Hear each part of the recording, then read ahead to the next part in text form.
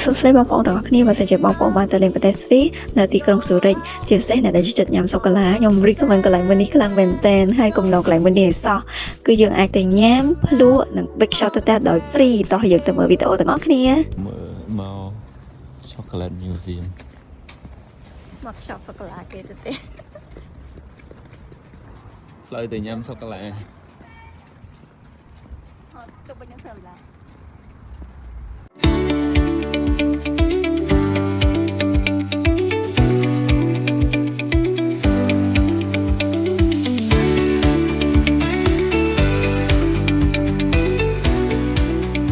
យើងទៅយកនេះមកយើងចង់ស្ដាប់ភាសាអីយើង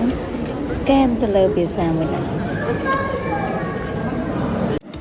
បន្ទាប់ពី scan ជ្រើសរើសភាសាហើយយើងអាចចូលទៅដល់ខាងក្នុងហ្នឹងគឺយើងអាចស្ដាប់ពីប្រវត្តិនៃដើមកំណើតសូកូឡាហ្នឹងហើយនេះគឺស្ទើរតែជាដើមសុបនិមិត្តទេណាចឹងនៅក្នុងហ្នឹងគេនិយាយពីប្រវត្តិពីការដាំដុះពីការបានផ្លែហើយគេយកផ្លែហ្នឹងទៅហាលមិនអីមិនគឺនៅក្នុងហ្នឹងទាំងអស់នេះយើង scan កន្លែងហ្នឹងទៅគឺយើងអាចស្ដាប់បានពីប្រវត្តិសាស្ត្ររបស់គេហើយអ្នកដែលចូលចិត្តអានសៀវភៅក៏ដូចជាចង់ដឹងពីប្រវត្តិនៃសូកូឡាអី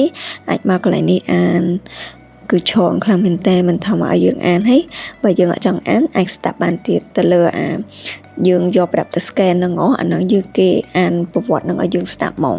តែបើយើងអត់ចង់ស្ដាប់ទេយើងអាននៅលើហ្នឹងបានហើយកន្លែងតុកនេះគឺគេនិយាយពីការជំនាន់នៅអឺរ៉ុបកាលពីមុនហ្នឹងគឺគេញ៉ាំសូកូឡាបែបណាអញ្ចឹងណាគេអ្នកខ្លះគេញ៉ាំមួយនឹងទឹកសូកូឡាកាកាវអ្នកខ្លះគឺគាត់ញ៉ាំបៀកជាមួយនឹងនំប៉័ងហើយមិនត្រឹមតែបានអានឬក៏ស្ដាប់ពីប្រវត្តិសូកូឡាហ្នឹងឯងគឺគេមានកន្លែងឲ្យយើងអនុវត្តផ្ទាល់តែម្ដងគឺកិនគ្រាប់សូកូឡាហ្នឹងតាម technology របស់គេក៏បើយើងគ្រាប់សូកូឡាយើងគ្រាន់អស់លើហ្នឹងទៅដូចយើងកិនមែនតើអញ្ចឹងក្នុងហ្នឹងគឺមានកន្លែងអានច្រើនហើយកន្លែងអនុវត្តផ្ទាល់អីមើលលេងអីផ្សេងក៏ច្រើនដូចគ្នាដែរហើយមកដល់កន្លែងនេះគឺគេបានយកប្រអប់សូកូឡា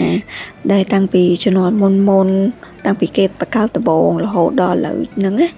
ប្រអប់ទាំងអស់ហ្នឹងគេយកមកដាក់តាំងឲ្យយើងមើលទៀតអញ្ចឹងប្រអប់ដែលឥឡូវហ្នឹងប្រហែលជាបងប្អូនទាំងអស់គ្នាធ្លាប់បានឃើញខ្លះហើយ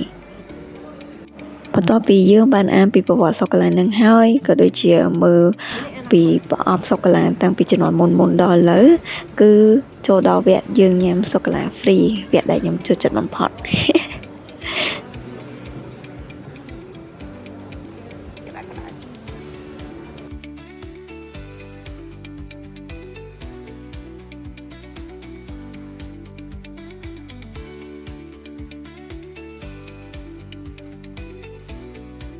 មកដល់កន្លែងនេះគឺងឹតស្លុបហ្មង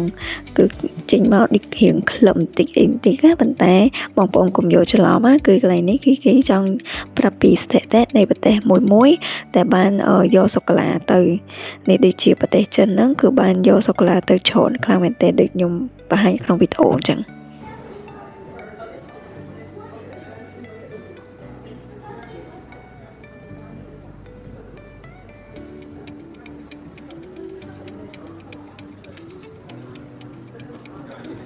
យើងបានចូលក្លឹបហើយចាយើងបានមកកន្លែងថតរូប free នៅកន្លែងនេះអញ្ចឹងយើងអាចចូលទៅដល់យើង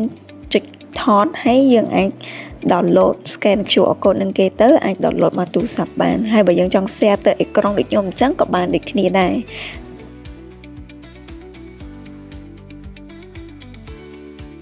ហើយនេះវគ្គសบายខ្លាំងជាងគេបងអស់វគ្គដែលខ្ញុំស្រឡាញ់ហើយចូលចិត្តខ្លាំងគឺ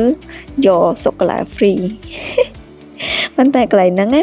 យើងយកបានតែខ្លះដែរយើងហ៊ានយកទាំងក្តាប់ពេលដោយសារតែមានអ្នកគេនៅមើលដែរអញ្ចឹងណាអញ្ចឹងយើងកន្លែងនេះរៀងមានសពាតដែរនៅពេលដែលយើងយកហើយគេឲ្យយកតែមួយកុំគេឈរមើលកុំឲ្យដាក់បិទពុកវគ្គបញ្ចប់របស់យើងគឺយើងទៅផលិតសូកូឡា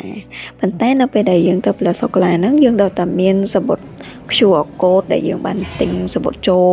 មកមើលហ្នឹងណាទៅ scan ទៅវាអាចមកផលិតសូកូឡានឹងបានហើយយើងគ្រាន់ដាក់ប៉ុបទៅគឺសូកូឡាវាអូតូហត់ខ្លួនឯងហើយបន្ទាប់មកយើងផលិតបានសូកូឡាមួយដុំ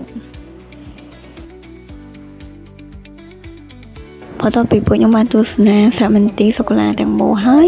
នៅខាងក្នុងហ្នឹងក៏គេមានលក់សូកូឡាសម្រាប់ពួកយើងទិញសម្រាប់ទុកជាអនុស្សាវរីយ៍ក៏ផ្ញើបងប្អូនក៏បានដែរអញ្ចឹងវីដេអូរបស់ពួកខ្ញុំមានតែប៉ុណ្្នឹងទេជួបគ្នាដល់វីដេអូក្រោយបាយ